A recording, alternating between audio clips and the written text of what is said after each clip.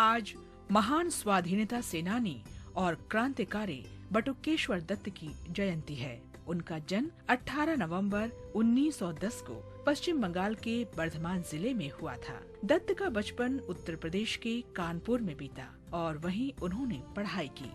क्रांतिकारी के रूप में उनका जीवन किशोरावस्था से भी पहले शुरू हो गया था, जब उन्होंने कानपुर की माल रोड पर अंग्रेजों को एक भारतीय बच्चे की बेरहमी से पिटाई करते देखा। वो बच्चा सड़क पर घूम रहा था, जो भारतीयों के लिए प्रतिबंधित था। इस घटना ने बटुकेश्वर दत्त पर गहरा प्रभाव डाला और उन्होंने ब्रिटिश औपनिवेशिक शासन के विरुद्ध गतिविधियों में भाग लेना शुरू कर दिया। प्रताप के संपादक सुरेश चंद्र भट्टाचार्य के माध्यम से दत्त सचेंद्र नाथ सान्याल जैसे क्रांतिकारियों के संपर्क में आए, जो हिंदुस्तान रिपब्लिकन एसोसिएशन के सह संस्थापक थे। बटुकेश्वर दत्त और भगत सिंह उसी समय रिवोल्यूशनरी पार्टी में शामिल हुए। कानपुर में रहने के दौरान उनकी दोस्ती गहरी होती गई। दत्त ने बांग्ला भाषा सीखने में भी भगत सिंह की सहायता की और काजी नजरुल इस्लाम की कविता से उनका परिचय कराया, जिसे वे अक्सर गाते थे। 8 अप्रैल 1929 को ट्रेड डिस्प्यूट्स और पंजाब सेफ्टी बिल्स के विरोध में बटुकेश्वर दत्त और भगत सिंह ने सेंट्रल असेंबली में धुएं के बम फेंके और निर्भीकता से इनकलाब जिंदाबाद और साम्राज्यवाद का नाश हो जैसे नारे लगाए।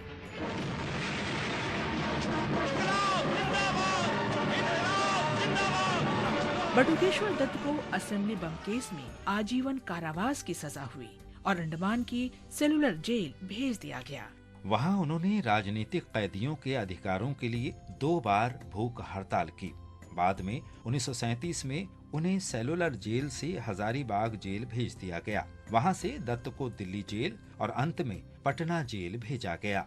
दत्त को 8 सितंबर 1938 को रिहा किया गया, क्योंकि कई बीमारियों के कारण उनकी हालत बिगड़ने लगी थी। दत्त को इस शर्त पर रिहा किया गया कि वे किसी तरह की हिंसक राजनीतिक गतिविधि में शामिल नहीं होंगे या हिंसा को बढ़ावा देने वाले किसी राजनीतिक संगठन से नहीं जुड़ेंगे। रिहा होने पर जब उनकी सेहत ठीक होने लगी तो दत्त एक बार फिर क्रांतिकारी गतिविधियों में भाग लेने लगे। बटुकेश्वर दत्त ने 1942 में भारत छोड़ो आंदोलन में भाग लिया और उन्हें गिरफ्तार कर लिया गया। उन्हें 1947 में रिहा किया गया।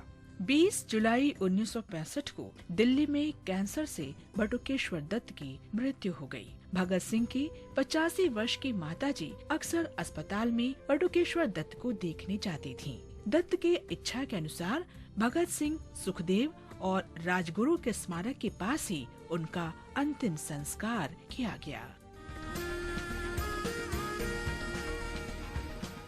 आज महान स्वाधीनता सेनानी और कवि वल्लयप्पन अलोकनाथन चिदम्बरम की पुण्यतिथि है। उन्हें बीओसी के नाम से भी जाना जाता है। वे कप्पा लुट्टिया तमिझन या द तमिल हेल्समैन के नाम से भी प्रसिद्ध हैं।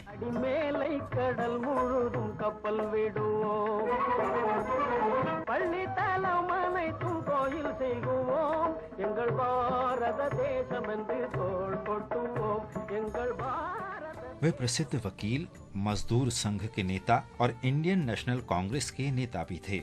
चिदम्बरम ने कोयला मिलों के मजदूरों को एकजुट किया और इस तरह स्वदेशी आंदोलन के सामाजिक आधार का विस्तार किया। कठिन परीक्षा से गुजरने के बाद उन्होंने British India steam navigation company के एकाधिकार को चुनौती देने के लिए 1906 में स्वदेशी स्टीम नेविगेशन कंपनी स्थापित की।